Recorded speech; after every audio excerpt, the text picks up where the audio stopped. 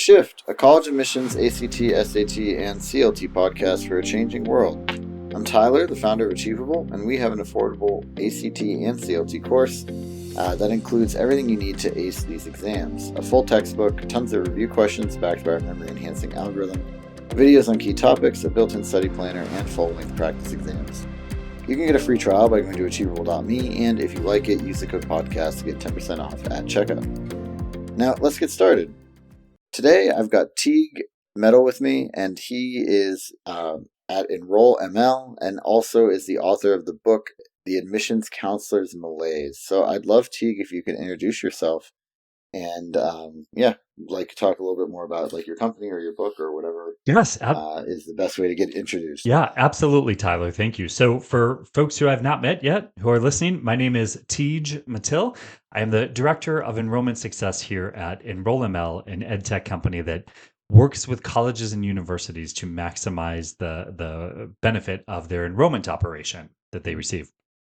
Additionally, I authored the book, The Admissions Counselor Malaise, that really takes a deep dive into the staff morale challenges and I think crisis happening in college admissions offices over the last 5 to 10 years. I'm excited for this conversation today and looking forward to it. Yeah, likewise.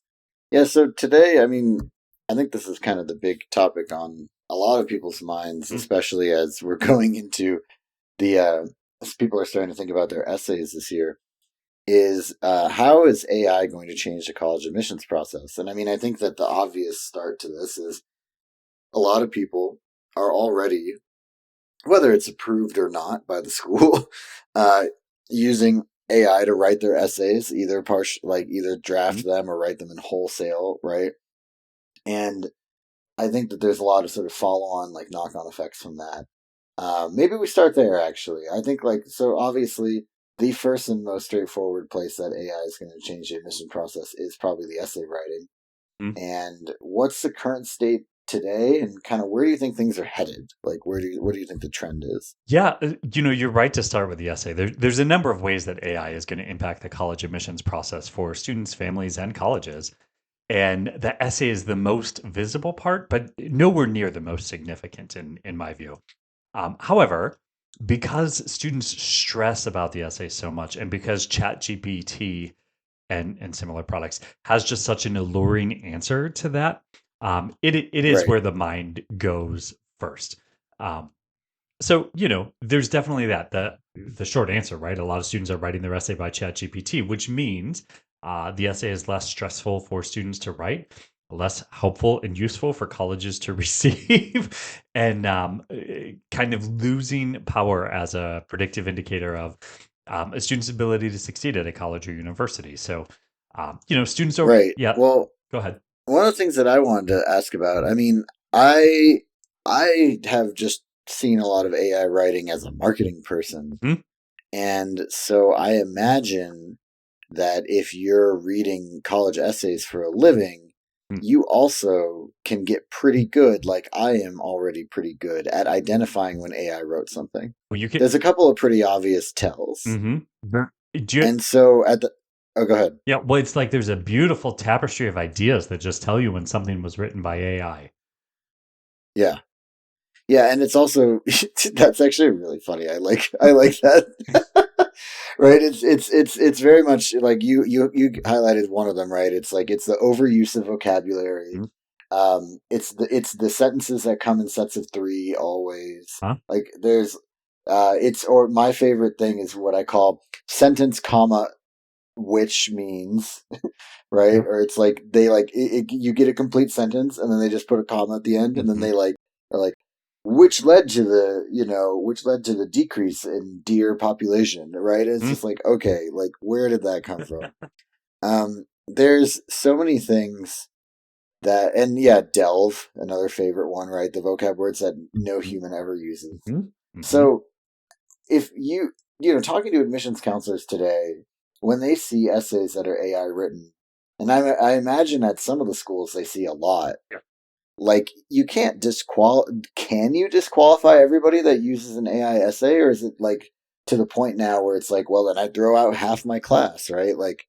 I am quite curious about this actually. Well, it is to the point you throw out half your class, right? It's become so ubiquitous depending on what level of GPT help you're referring to. Um, Mhm. I think, you're right that it doesn't take long to kind of catch the vibe of how GPT is writing and the circular logic that it uses, and it points to itself as a proof point of things it's just talking about trying to prove. But the fact is, most colleges, if they're reading the essay at all, are using their own AI tool to weigh in as well, right? So it's really an interesting dynamic where we've got a lot of students using AI to write an essay to be read by another AI to kind of help deliver a verdict. But for families or anyone who's listening to this, right? It's important to make a very clear and stark distinction. There is most colleges and how they're going through the college search process or the college admissions process. And there are most colleges that families want to talk about, right? So families most want to talk about the selective institutions. Um, and they're going to have a very, very different response. So when I say most colleges are using AI to read the essays, I'm not talking about the big ticket ones that are in the top 10 of the U.S. News. Um, I'm referring to the vast majority of colleges that are struggling to fill their classes this year. So Mhm. if you're interested in asking this question is what's it going to take to get into an Ivy League school? Could they kick me out for using a AI tool to help with my essay? Yes, they can, and they have plenty of other applicants behind you, right? And so I wouldn't be Yeah. surprised if we hear more of that. But if you're applying to, the regional private institution that has been under enrolled for 9 years straight, nope, they're not going to kick you out for it. And chances are they weren't going to read your essay anyway. Well, or certainly, well, what about like in the middle? What about like the, Mm. um, like like this is a good school, so I'm not trying to pick on them, but like Ohio State, Ah, right? Where it's like it's a state school. It's a like there's a lot of attendees. I would say it's mm-hmm, moderately competitive, but not hyper competitive. Like it's not UCLA now mm-hmm, or something like that. mm-hmm. Um, but yeah, Sure. what about something like that? Yeah. So, with the exception of the most selective institutions, most colleges, if they read the essay at all, or if they read the essay at all, are reading them for kind of edge cases. For the vast majority of students, even at a place like Ohio State or similarly situated institutions, a test score, if you have one, and a GPA is going to help make the decision abundantly clear in the overwhelming majority of situations. What we're looking for usually with the essay is in cases where there's not a clear answer based on the standard metrics that we're used to using, and I know we could talk more about what that is or should include. Um, but that's when they turn to the essay almost in those like deal breaker situations or edge cases where it's not clear if we're going to go with an admit, don't deny, or waitlist situation. So a place like Ohio State, and I don't know their process specifically, so I don't want to say to speak for them, but that type of institution that's in that particular competitive space is most likely using the Mhm. essay as a tiebreaker. And the risk to families, if you have a beautiful tapestry of ideas that you're delving into in your essay because you had GPT wrote it, if they're in a tiebreaker situation and they have to turn to your essay, they're just going to say, we have no information here, right? They're just going to, it's not like they're going to Mhm. kick you out. They're just going to disregard the essay because it's not, if it's clear that you didn't write it, well, then they just don't have a writing sample from you and then they'll move on. Well, that's fascinating to me because honestly, like you could almost take this sort of set of developments either direction. You Mm-hmm, could say, well, nobody reads the essay or AI reads my essay, so why mm-hmm. should I spend so much time on it, right? Ooh, Why yeah. emphasize it? Why not just focus on the rest of my application and maybe have a really good like, project or whatever Mm-hmm, like on my resume. mm-hmm. But on the other side, it's like, or, essentially if you phone it in, it's almost like you didn't do it. Right. Yeah, oh, yeah, you're correct. Right, that is the duality that we're in, but the fact is, it's been a while since most colleges were reading most essays, right? And Mm. the part of the I've been arguing, you could go to my own podcast, the Admissions Directors Lunchcast, and hear me get into debates with admissions professionals there about should we even be requiring the essay? Why are you requiring it if you're not reading it? And the answer is the few times when we do need it, we don't want to go back and ask for it. But also, Right. if a college were to say we don't need the essay, that sends a signal to the market that we're not selective, that we're not high quality. And so they're requiring Mm. essays from students that they never will read. And students are stressing about it way too much. I often say students and families worry way too much about stuff in the admissions process that they don't need to be worried about. And they don't seem at all bothered by things they really should be worried about.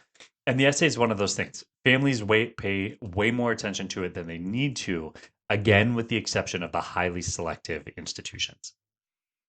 I mean, I think that it's interesting because I've done, over 100 podcasts for this.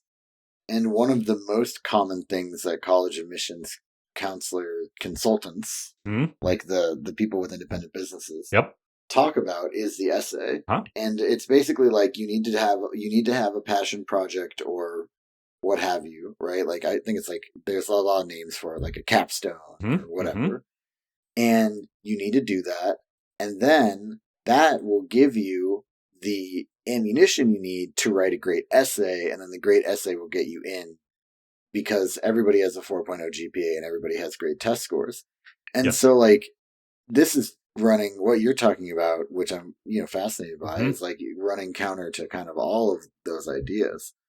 So I'm curious, kind of like, what do you think about the fact that there is quite a lot of advice out there right now that's kind of in Sure.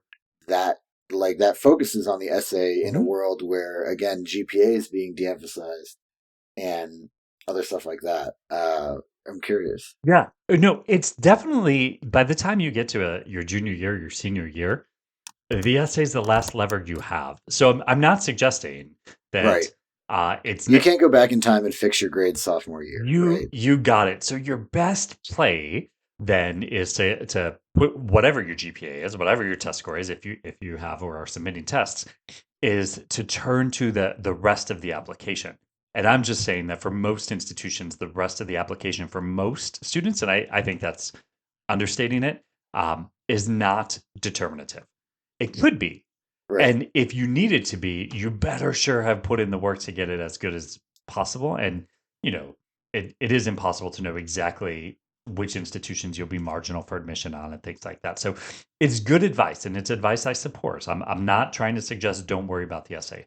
I'm just trying to suggest by and large for most institutions, what matters most is that academic transcript and then they move on. Right. Great.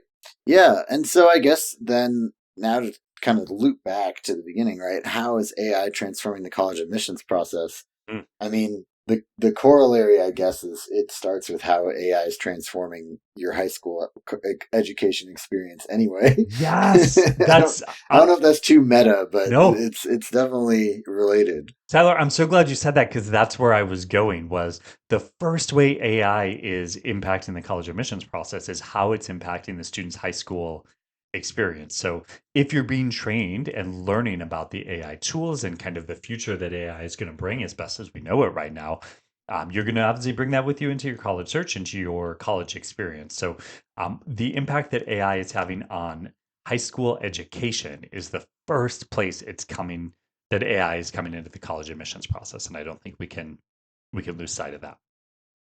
Yeah. So then let's talk about it. Hmm. I mean, it sounds like, I mean, one of the things that I guess us old people worry about is like this idea that nobody's doing their own work anymore because AI does particularly all the writing, but it can even do like when I'm like, oh, like what happened in the War of Eight, like what were the causes of the War of 1812? Like that used to be a question that took even with Google, Hmm. right, Hmm. 20 minutes to kind of like suss through and figure out, and now you just ask ChatGPT and it tells you, and there's some concern about whether it's correct or not, but that's not really in the scope of this conversation. Let's assume it's correct for the sake of this. How does that change what, homework assignments are like, or like what really high school's trying to accomplish in teaching you? Yeah, I mean, it's really we've seen technological evolutions like this in the past that really change the information landscape. You know, there was a time before the internet, and in that time, Believe it or yeah, not. people just had to know information And they were hired for jobs based on the information that they knew because it wasn't imminently clear that you could quickly get it, right? So Mhm. it could be anything from, some of the silly videos of like, how do you make ice cream out of snow? Well, you used to need to know that. Now you can just quickly look that up, all the way to, can you quickly generate a list of college presidents to contact for a particular initiative or campaign or something like that? All of that information being abundantly available on the internet changed the table stakes for what you needed, and it elevated critical thinking more than just rote knowledge base. And I think AI, you were correct to compare it to Google. It's just an enhancement of Google if you think about it that way. And in its current form, it's going to keep changing. Um, Right. but the example you used isn't that much different than asking Google. It's just giving you more reasoned answers, or at least appearing to be more reasoned answers. You're correct; it's hallucinating.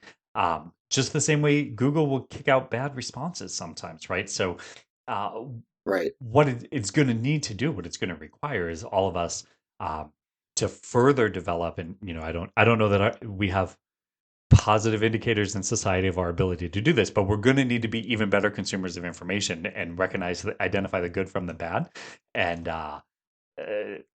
that's how we'll work through that. I think one of the things you Right. said, might it be hallucinating if you don't have a baseline understanding of the topic, right? Say we're talking about college admissions, and it says, at Harvard, you can expect an 80% admit rate. If you don't know how laughable that is, you wouldn't know to push back on GPT, right? So there is still some Yes. baseline understanding of whatever topic we're talking about that's going to be necessary. But by and large, Right. it's just advancing the technologies of the past. Yeah, it's that, and it's like, it's also just the fact that I think the the baseline understanding of topics is kind of what, at least to me, like school was kind of about, right? Because like even like college, you don't actually learn what you're going to be doing in your job most of the time. Mhm. You're just getting the foundational understanding of the stuff to get to the point where you can then learn your job when you're like at your first job. Yeah. And I just feel like ChatGPT kind of just like it's like a shortcut for all of that fundamental understanding. Mhm. But then one, like, what is the point of school? Right? And then two, like, how does it adapt, or like how do we actually set people up for success in the future? I don't want this just to become like a general AI future podcast either, right? But I think it's like in the context of college admissions, it's so interesting because how are you as a school Mhm. going to evaluate somebody's ability to, like, because essentially what do schools want, right? Like they want someone first and foremost that's going to pay their tuition, but then second, that's going to do good things Mhm. that will make the school look good, Mhm. right? Broadly. So how do you like think about that today Yeah. and arguably into the future? Well, the short version, I think, is we no longer need people to naturally be good writers. We need them to be prepared to be good editors. But, Mm, with where we're at with the technological advancements we have, natural writing ability is not as important as it was even 5 years ago. Um, but mm-hmm, what colleges are going to have to do, if I can touch back to, an example, the institution I went to, it was a regional public institution, but with a really well regarded computer science program and programming, mm, working on programming.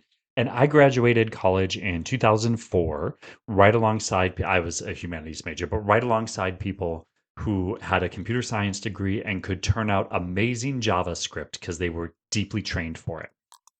And mm-hmm. within just a couple years, the iPhone was going to come out and change everything, and they didn't know it yet, right? The institution, the school, could only train them for the technology we knew about. And I think the same thing is happening now. We're going to be training students on how to use ChatGPT, which makes it seem a little awkward if we would say don't use ChatGPT to write your essay at all, because I presume you're going to use ChatGPT all the time when you're in college. Um, and Well, after the way what I even say, right, like for like our interns is like I can't stop you from using it the same way that like my eighth grade teacher couldn't stop me from using a calculator, huh, like the TI-83. you got it. Like it's just there's nothing I can do.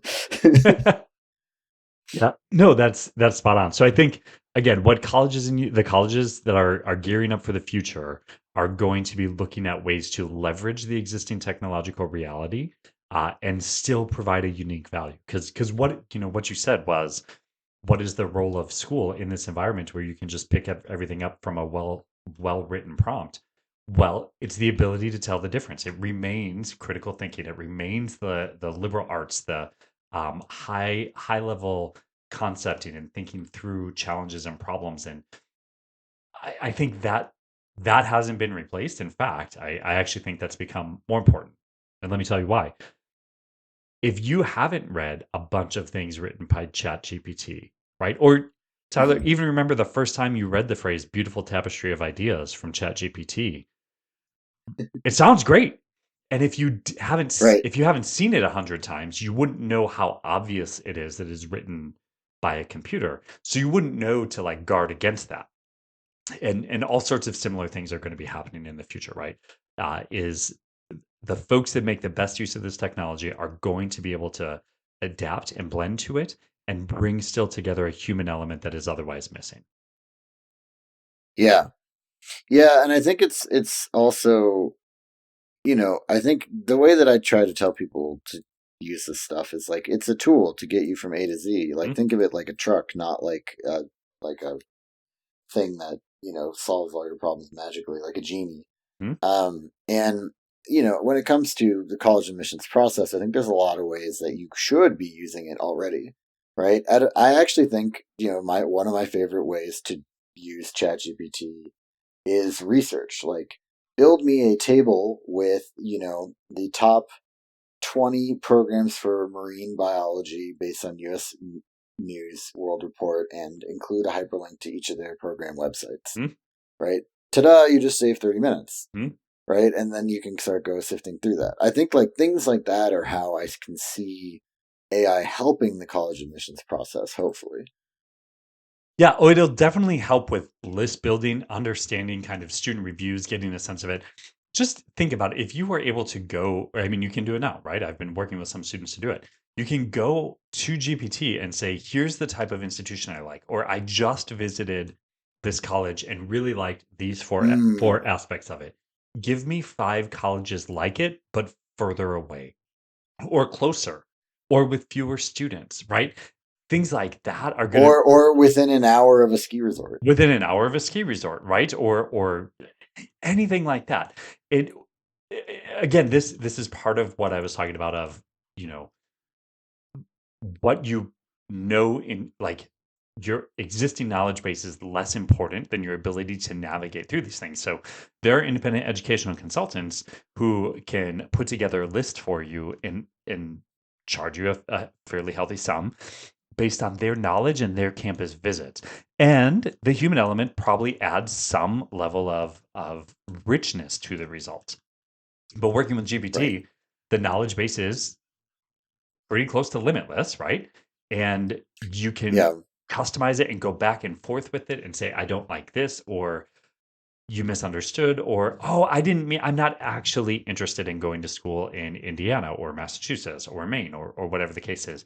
Give me 4 more or Right. 5 more, or now factor in my ability to pay X amount of dollars, or I need more financial aid, less financial aid, whatever. Right? So I think as far as how students and families Hmm. are going to navigate this, if they train GPT well and get good at the prompt engineering or asking questions, I suppose prompt engineering doesn't need to be um, in their skill set. They're going to be able to use it to really enhance their understanding of the marketplace of colleges that are out there. Yeah, for sure. Well, and I think also it's really interesting because like the other part about this, which is hopefully good, is that it's free. Mm-hmm. And it's, you compared it to like the advice you'd get from like a bona fide college counselor. Well, bona fide college counselors are pretty expensive. So arguably this improves, access to resources, which will hopefully improve equity in the long run. But I think it also is potentially a major shift in just the college admissions process in the sense that, like, if counselors are not needed for, list building and other things, then what do they become, right? They basically, I think, almost have to be focused on just like high end. Mhm. clients that want to go to Harvard because everybody else can get what they need from ChatGPT, right? I that's a more extreme version of where I'd land, but largely it's true, right? Like what GPT is going to enable is a level of college awareness for families who can't or won't hire an independent consultant or can't or don't have a school counselor that they trust and spend a lot of time with. Um, it's going to enable them to spread their wings if they want to. Right. I still could. I'm pretty sure most students aren't trying to like do a national college search, but for those that are, GPT can be immeasurably valuable, and that's just again, Tyler, in its current state. If someone's listening to this in 2027, I can't even imagine how helpful it's going to be at that point. Right. Yeah. Well, yeah. So I think that's all super interesting. And now I like to ask this question: like, is there something about AI in the college admissions process that we haven't talked about Hmm. yet that you feel like it would be remiss if we didn't cover? Yes. I think this is important and families wouldn't think about it, but it is going to drastically change the way admissions works on the college campus. And I don't just mean Mm, AI robots reading the essays, which happening already going to happen. They're going to read your transcripts too. Fine, whatever. But we have situations where there are chat uh, robots or I'm not supposed to call them robots. Chat bots. There we go. Um, Chat bots making phone calls to students and talking about their colleges, and students are reacting positively because they feel better talking to a robot than talking to a human at the very early stage. So, like, that's an example where it's coming. Admissions counselors, in the work that I'm doing at EnrollML, are using high level data signals. Um, to identify which students need engagement and interaction with an admissions counselor, who needs help in the process right now. So there's a lot of ways that the admissions process itself is going to be iterated and innovated on the college campus as well. And the downstream effects of that, I don't know that families will be able to identify that it's happening, but it's going to have, I think, a very positive impact on their interactions with colleges and universities. yeah. I mean, I guess can we like dig in more into that, Oh right? yeah, Like, so like, what do you think these effects are going to be? sure. Well, so the first one, right, with the again, she doesn't like me to call them robots. My friend that works for that company, the virtual assistants, the telephone robot bots, whatever. Um, Yeah, yeah. the Virtual the assistant, virtual I think, or assistant, like yeah. virtual. What is it called? It's like a chat AI agent or It's something like that. that, Yeah. yeah. Calling students early stages and saying, "Have you heard of this college? I'd like to tell you," and having a voice conversation with a student, but the student knows that it's not a human, and therefore their guard is down. They're not nervous about asking a silly question. They're not worried that anything they ask is going to be used against them. It's going to give them access to Mm, information in a way that is personalized to them and their experiences. That will help them make more informed choices and connect them with colleges they otherwise wouldn't know about. Um, the way I've seen these work, the students know that the person on the other end of the line is not human, and the early reports are that students prefer that for some of the reasons I mentioned. So that's one example where students are going to have better information and more and be better informed consumers of the colleges that are out there. And so it will free up the admissions counselors to have more time to work with the students that actually do want to work with a human or do need to work with a human because they have particularly complex questions or situations to sort through. The same as, right. the work we're doing at EnrollML, where we help admissions counselors on a day by day basis identify of all your applicants, of which admissions counselors have too many applicants, right? Of all of your applicants, here's the 10% that are really interested and would move in today if you would let them. Here's the 50% that aren't really interested right now and wouldn't answer the phone if you called them. And here's the middle chunk that really seem to need more information and need more individual engagement. So now the admissions counselor can get to know them in a genuinely personal way. And instead of just blasting them with more information emails that are overwhelming the student, can follow up with them individually and get a sense of what the student wants to hear about and connect them with the information they need. So, overall, the process is improving. The process is going to get more connected to what each individual student needs. And we're just in the early stages of that revolution. Yeah. Fascinating. Very cool. Is there anything else you wanted to cover today before we wrap up this episode? No, I think this is good. Part of me feels a little bad for students currently going through the admissions process because it's going to be so fundamentally transformed in just a few years' time. But you turn 18 when you turn 18. So welcome to the college search process. Do not turn in an essay that uses the phrase "beautiful tapestry of ideas" or "beautiful tapestry of Well, anything." yeah, I think, or what I like to say is, at the very least, just take it even sentence by sentence and just rewrite it in your own words. Mm-hmm. Like that alone will probably help you get away with it at this point. So Yeah. Also, yeah, students, we very know you're not using the okay. word delve. We know you are not using the word delve. Yeah, And if you are one of the 4% of students that did, I'm sorry, the robots took that away from you.